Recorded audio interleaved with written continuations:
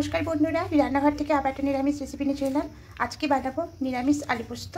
তো চলুন কিভাবে বানাই রেসিপিটা আপনাদের দেখার জন্য অনুরোধ রইল। তা প্রথমে একটা কড়াই বসিয়ে দিয়েছি, কড়াইয়ে দিয়ে দেব ঘি।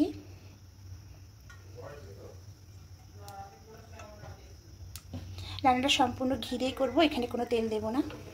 তা ঘিয়ের মধ্যে কালো জিরে ফোড়ন দেব, একটু হালকা নাড়াচাড়া করে ভেজে নেব।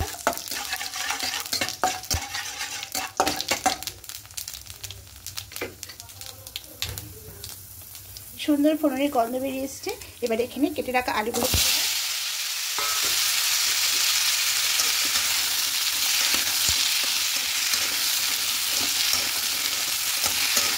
একটু নাড়াচাড়া করে আলুগুলোকে লাল লাল করে ভেজে নেব।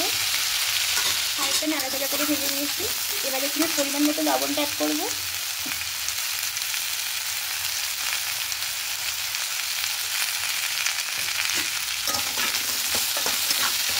লবণ দিয়ে একটু ভালো করে মিশিয়ে নেব। এবার এখানে দেখুন পোস্ত বেটে রেখেছি, পোস্তটা একটু বেশি লাগবে। পোস্ত কাঁচা লঙ্কা পেস্ট করে রেখেছি। এবার এটা এখানে দিয়ে দেব।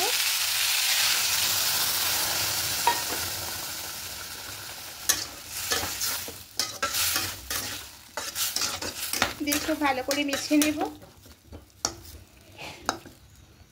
এবার পোস্তর বাটিতে জল দিয়ে আরও কিছুটা জল দিতে হবে।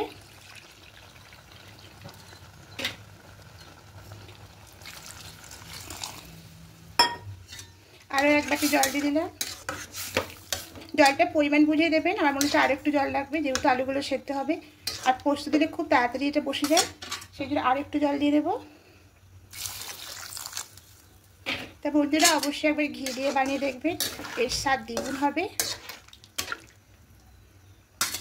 এবার ঢাকা দিয়ে কিছুক্ষণ রেখে দেব। এটা খুলে নেব।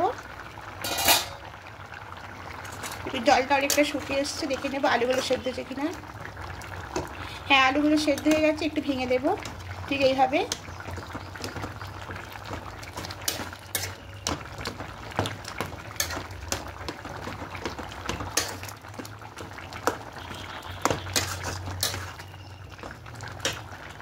আর একটু জলটা শুকিয়ে নেব। আর ঢাকা দেবো না, এই অবস্থাতে পোস্তটা দেখুন একদম হয়ে গেছে, মাখো মাখো হয়ে গেছে। আর আলুগুলো ঘেঁটে দিয়েছি। এবার গ্যাসটা অফ করে এটা নামিয়ে অন্য একটা পাত্রে নিয়ে নেব। এবার একটা বোলের মধ্যে নিয়ে নেব।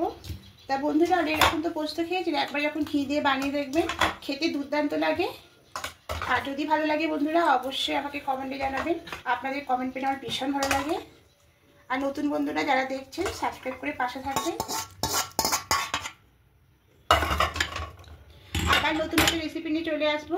আপনারা ভালো থাকবেন, সুস্থ থাকবেন। আর উপর দিয়ে একটু ঘি দিয়ে দেবো।